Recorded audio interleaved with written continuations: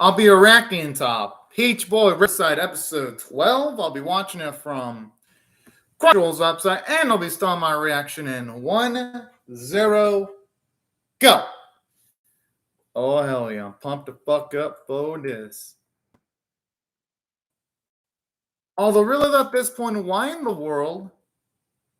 Yeah, why in the world is she on about that, considering the circumstances right in front of her right now?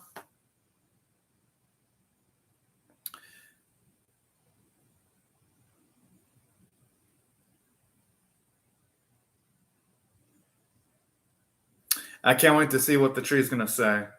Woo, boy.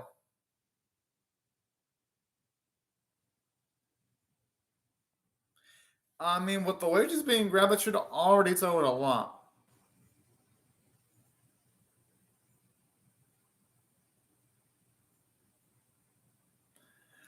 Oh. So, pretty much it's implying that ogres and humans are always going to be in conflict with each other, then going by those implications.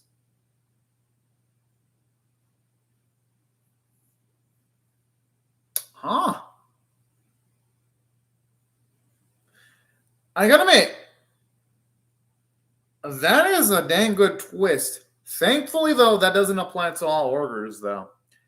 At least it isn't applying to Meki at the very least, or should I say Carrot. But in saying that, I do love how this is one of the first few instances where you could really see someone actually breaking down Sally's gung-ho attitude. Like, God, you really see someone actually able to out-talk Sally like that. So I'll give the episode credit. Because don't get me wrong, I don't hate Sally, but it's like, damn, woman, have some perspective in this scenario. You've encountered, like, wait, she's encountered at least, since the whole out of chronological order thing is putting it into, it's pointing the whole perspective at a whack, but at least at this point in time, she's faced, like, what? One ogre at this point, and while yes, you could say that she was unconscious for that specific instance, she does know what they're usually capable of. But yeah, that's why I wasn't really a big fan of her saying that in the previous episode or this week. But hey, regardless of the fact, I've liked what the series so far has done for the most part. And I'll miss the opening, considering that apparently this is the season finale, which would be, honestly, it's weird the whole way this series is handled, because this does not feel like it's going to be for a good season finale.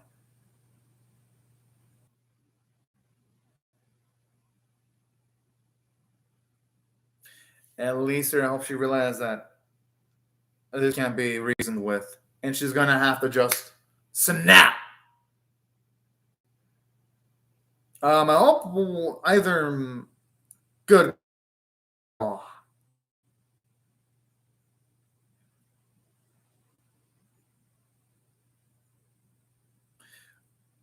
I mean, by technicalities, they still got some other people to help out, though.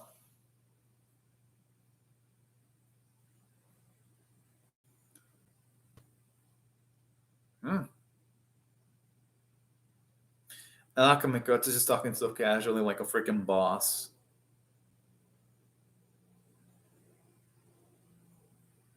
Oh! Yeah, how quick is this dude to actually get the drop on him?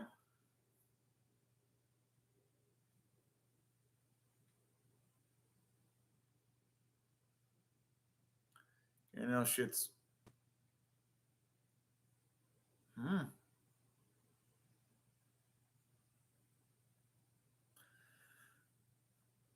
Oh, stop. He's got this game face on.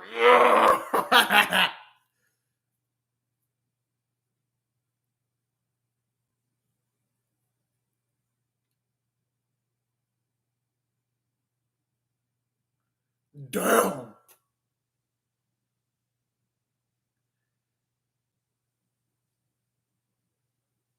Now it kind of makes me wonder how strong is Sumeragi. Because if someone like were to fight, I wonder if he'd be able to take out Makoto on a one-on-one fight. Just going by the implications here. I mean, we know they're not going to go on a full-on battle because we see Makoto later on. I wouldn't say in a future episode, but later on in the timeline.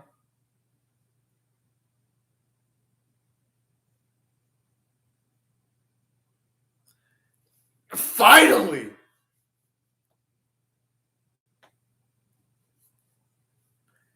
Oh, I've been waiting for a long. What's with the animation quality? You would think they'd be showing up for the season finale. But who knows? Maybe the fight itself is going to look absolutely gorgeous. And maybe what's what the animators are saving their budget for.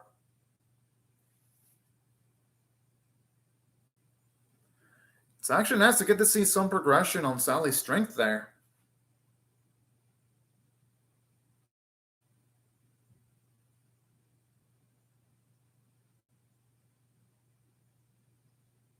I'm assuming if she does that a few more times, she'll be able to much more accurately control her power.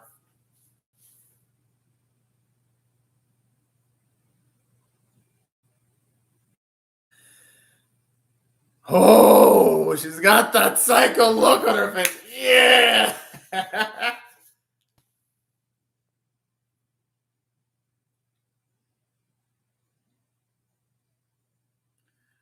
I mean, there'd be nothing wrong with her trying to kill what's in front of her for the sake of self-defense. You know, she could easily argue against the tree saying that she's friends with an ogre. She's friends with Meki. And that she travels on with Frau, someone that's a demi-human. So honestly, she could have actually some of the points of the tree.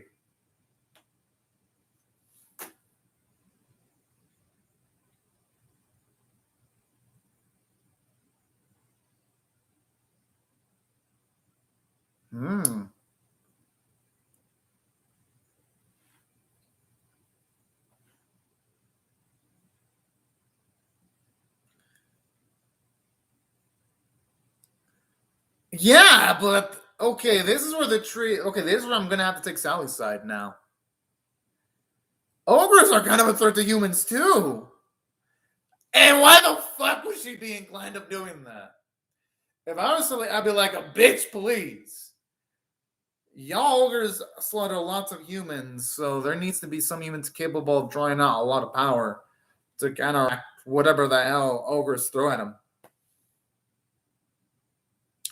That's what I'll do is on that spot.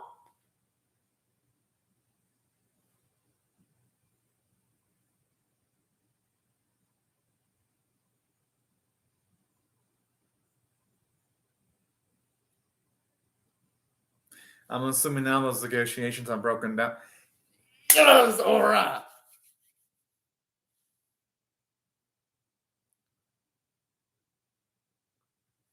Oh, I love how she says that with authority. Now that is fucking badass.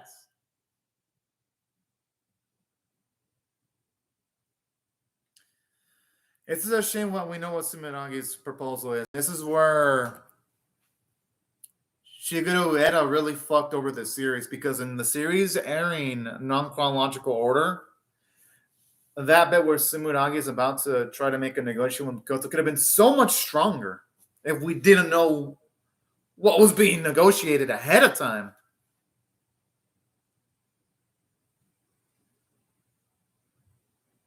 I like that growth from Sally, though. At least now she's realizing that you can't just talk your way out of every scenario. You've sometimes got to use a show of force.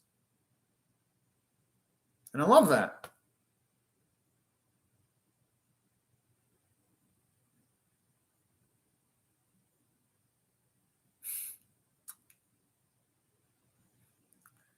I don't know, the language says I hate, but I just actually really do that scene right there.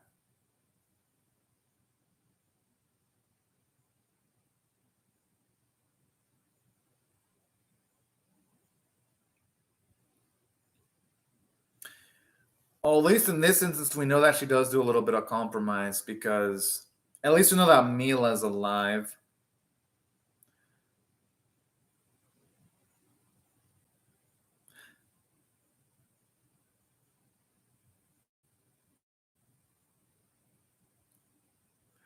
I think talk about a flex.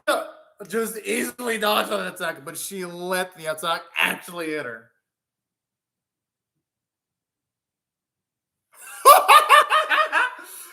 Ooh, that means she's got strength that can actually break steel then. What's with the animation quality though? It's been really bad. With like the because we saw in the earlier flashbacks when Fran was hitting the ogre, it looked fluid. It's like whenever you have flashbacks that look better animated than the current episode, it really sticks out, which is a shame. You would think that for the last episode of the season, the animators would show the fuck out, but they're not doing that. Which, yes, I know that the final episode was originally intended to be one of the previous episodes, but that ain't my fault. That's more of the fault of Chico de Ueda for putting the episodes out of chronological order. Unless, again, they're going to save some glorious looking sequences in the second half of the episode.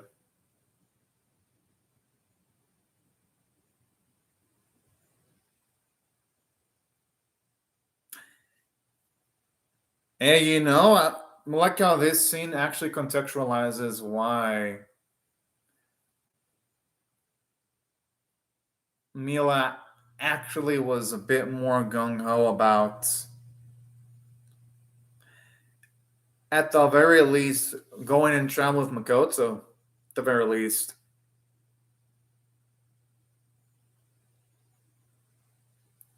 Yo, damn!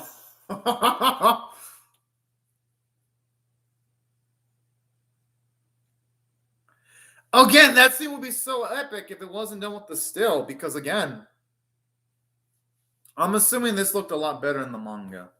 Haven't read the manga, but I'm probably will because it seems like the odds of this getting in season 2 are low. Because again, framing looks good.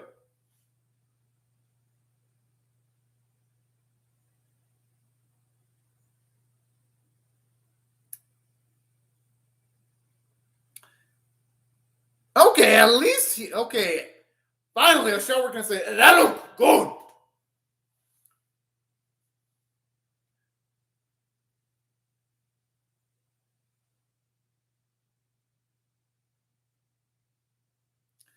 Unlike Triogra's calling Earth Girl hideous, when this Paso was absolutely had one of the most hideous personalities for an ogre, with how he was willing to actually want to take out one of his own kind.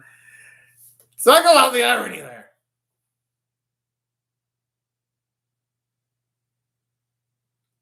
Yeah, I'm actually agreeing with them all. Sally actually did quite a bit, actually.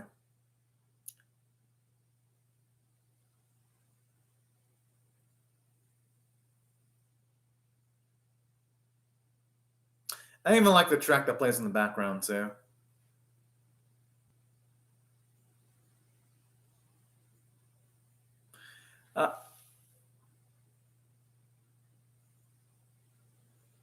Good! You can tell it hurts him on the inside, though, saying that. No, Sally actually does those things. But you know what? I kind of do like that humbleness about, oh, yeah, she looks like she's about to pass out. I mean, with all the strength she is, she actually does. She deserves like a fucking week of rest without doing anything with what she did.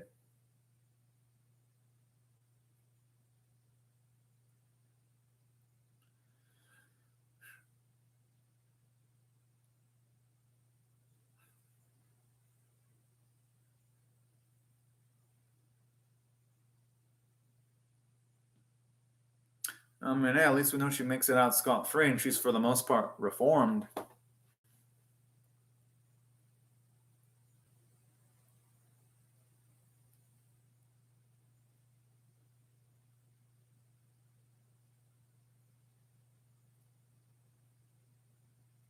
Hmm.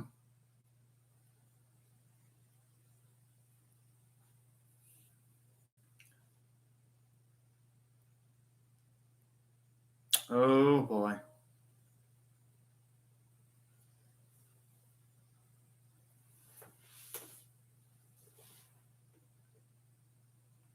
I don't think Sumonagi's ever going to reveal the cards close to his chest, though, that easily. Although he's like absolutely commanding here.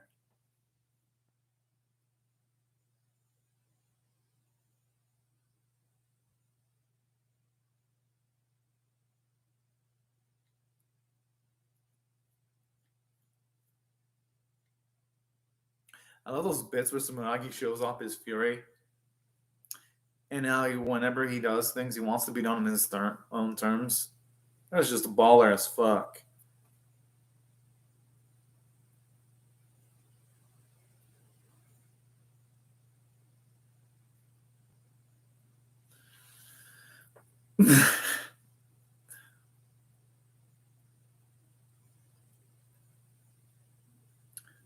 No, he was just way out of his league.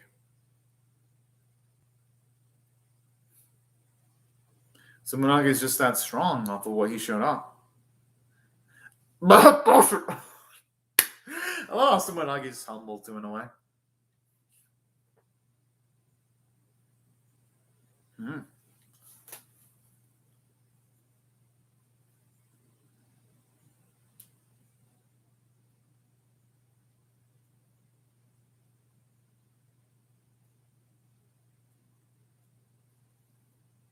Mm.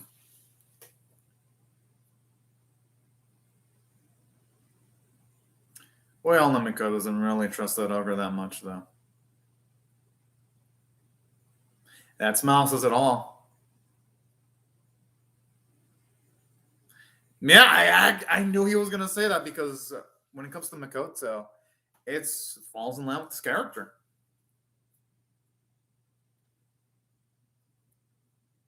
That's saying Makoto actually does have a good amount of characterization in the series where he can sometimes predict what he's about to say just based off his previous actions and knowing his backstory.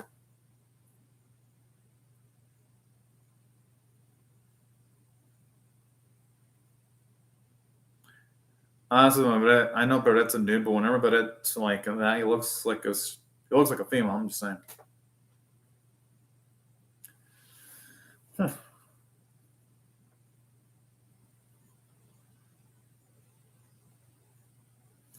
All we need is an ogre there to complete the whole set.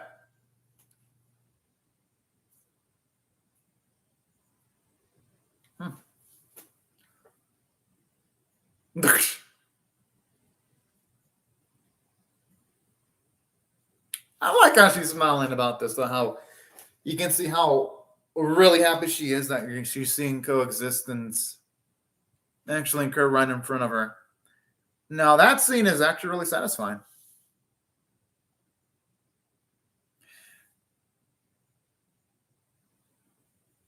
Damn! Oh, man. When he has, like, the amazing ability of just sneaking up on you.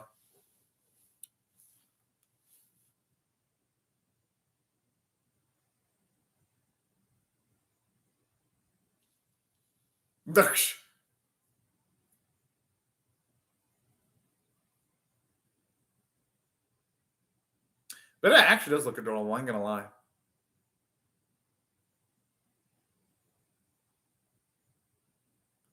He'll recover. I mean, Atron is a strong man.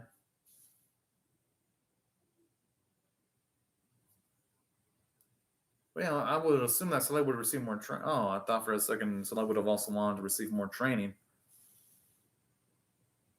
Yeah. That's what I'm thinking. I mean, I understand why she would want to, though.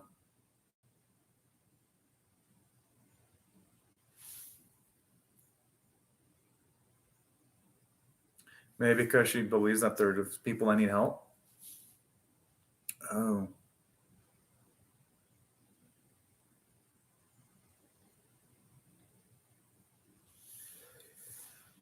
But in this instance, the tree ogre wasn't a coincidence. Oh, yeah, then the trigger wasn't a coincidence either.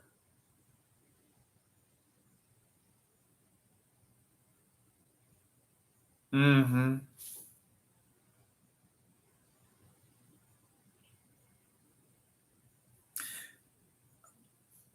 I don't know if Sumonagi has any relation to her, though.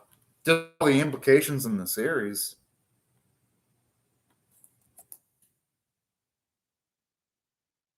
I like that though. You can see how.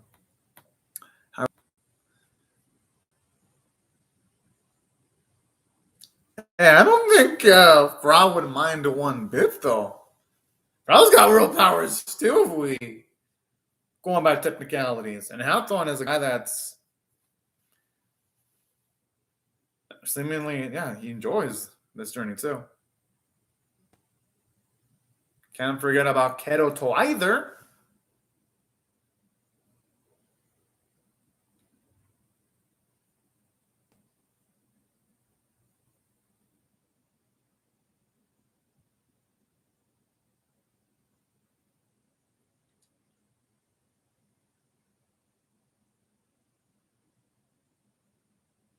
I'm assuming when he has her own things to do. Yeah. Hey, you know, that's respectable. And at least Winnie, we know she shows up to help out Hawthorne later on. So I like how Winnie isn't just sitting on her hands looking beautiful. She does her own stuff too.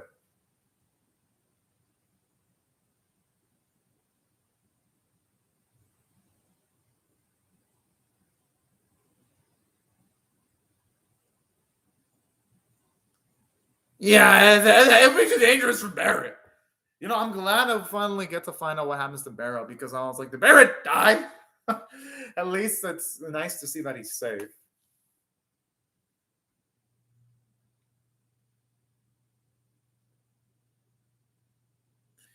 All right. Here are my thoughts on the episode. I enjoyed it, but as a season finale, it doesn't work.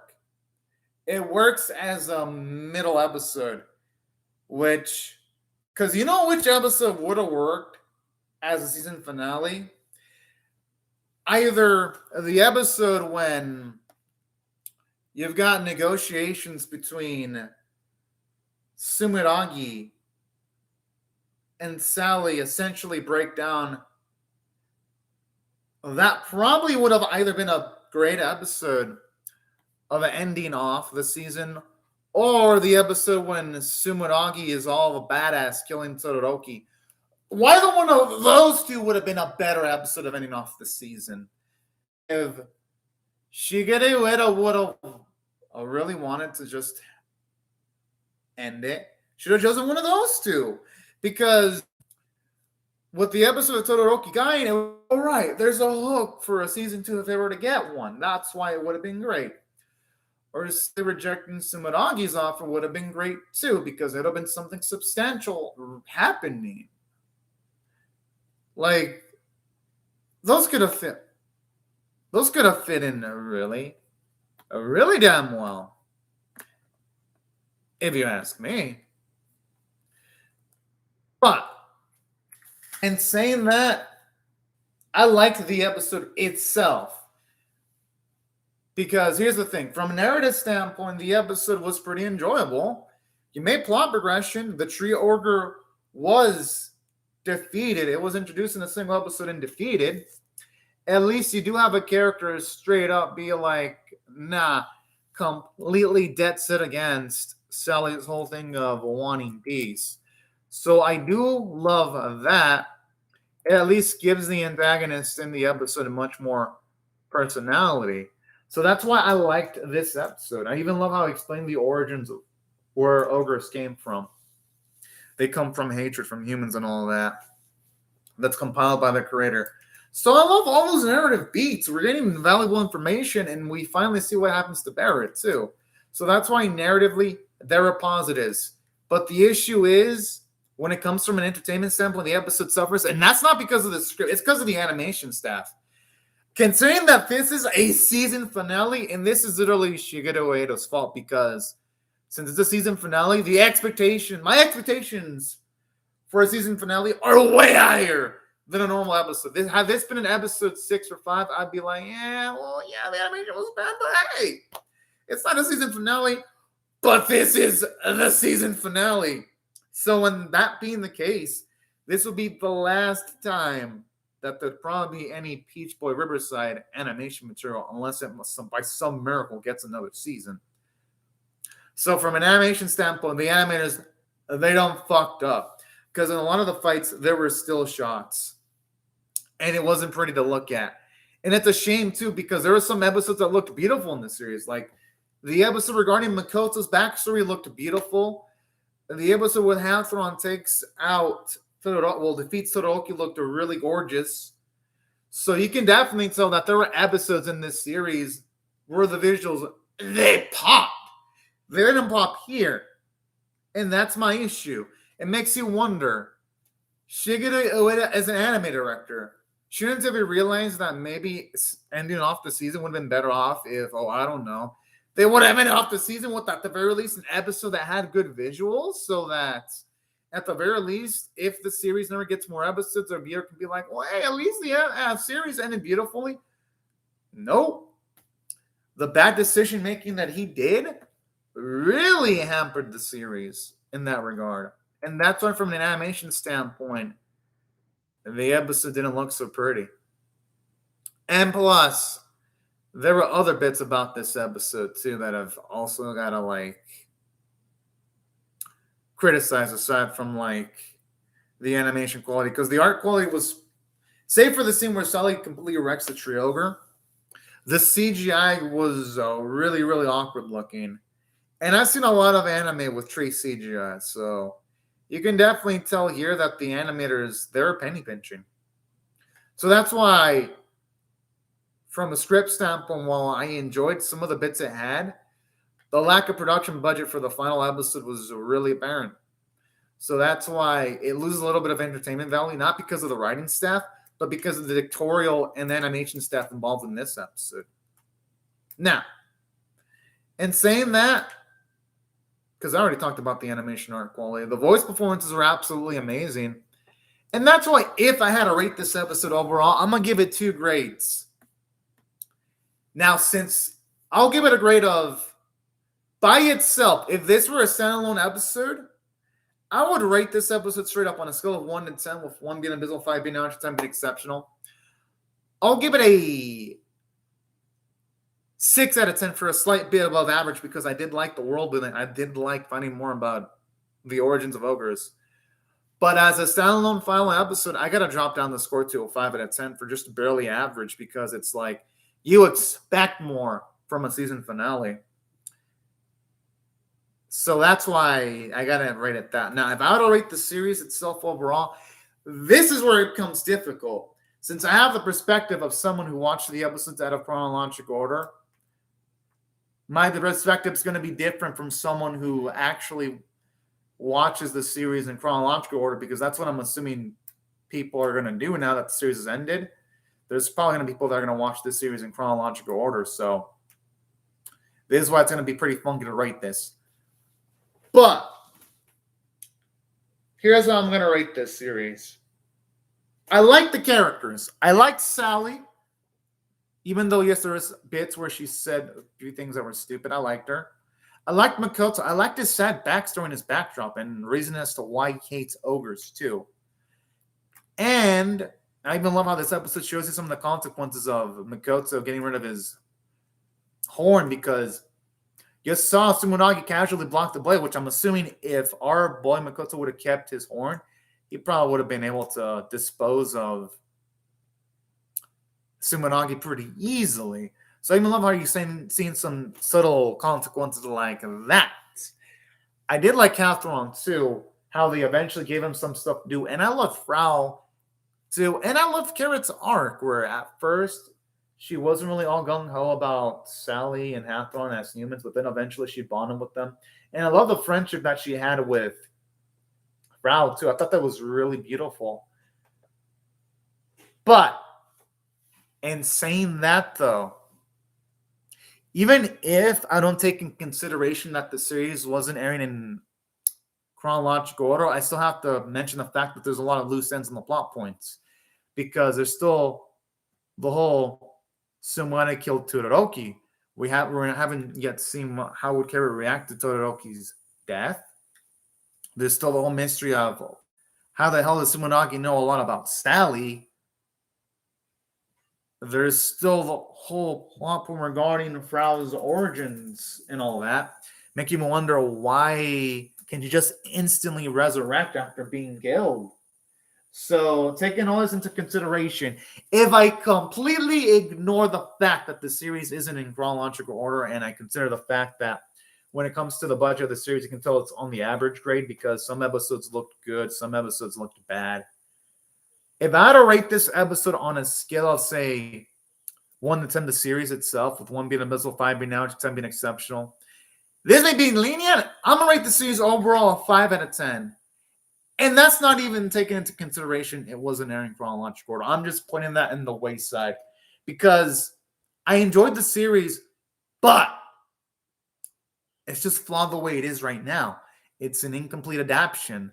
There's still so many mysteries, so many unresolved plot points. Now, if say we were to get a season 2 that resolves every plot point, then my score to the series could go up to a 6 or 7 out of 10 for above average.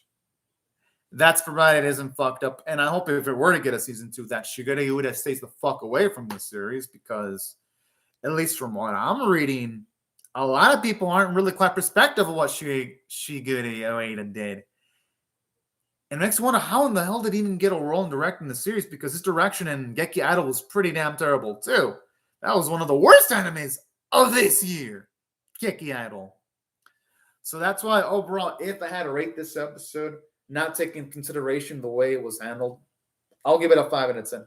But if I take in consideration the experience of watching this series in non-chronological order, I'm going to rate it 4.5 out of 10 for below average. That's that perspective. Personally, I think the series is 5 out of 10 worthy. But damn, I felt like the series probably could have been way better for first-time viewers like me if it would have been aired in chronological order. Or hell, not even just that. Just at least have a Todoroki death episode as a season finale instead in this series would have been like, okay, a hook. That would have probably done a lot more than whatever the hell Shigeru was thinking. Was there any rhyme and reason? Or what did he do? Did he just have some kind of fucking randomizer in his computer to like pick out the episode order? Seems like it. With the way shit was handled in this series. So yeah, that's my thoughts. This series, I enjoyed it, but damn, I just feel like I can't recommend the series unless it gets a season 2. If it were to get a season 2, then I would wholly recommend the series. But as it stands now, it's incomplete. I can't even recommend this to Sakuga fans either, the fans of great animation, because this series' animation quality is inconsistent. Some episodes look beautiful, others don't. It's been inconsistent. So that's why I had fun, but it was a flawed experience.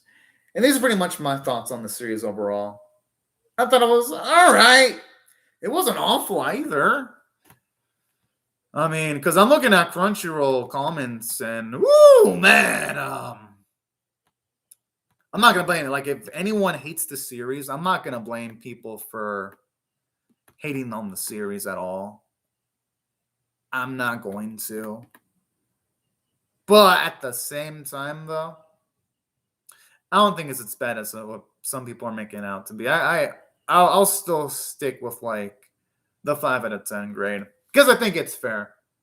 It does enough to, at the very least, intrigue me enough to want to see a season 2. And that counts for a lot, at the very least. It isn't one of those god-awful anime where I'm like, I never want to see it again. No, it's not like that. So I'll give it some credit. And yeah, these are pretty much my thoughts on Peach Boy Riverside episode 12 and the series in general. I know it was all right for the most part. Anyways, y'all, these are my thoughts. I would love to hear your thoughts on how I feel about my reaction or the episode itself in the comment section below.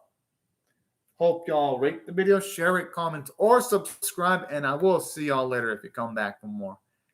But anyways, y'all, thank you very much for watching my video, and have a fun, great, safe, and fantastic day, everyone. Anyways, y'all, later.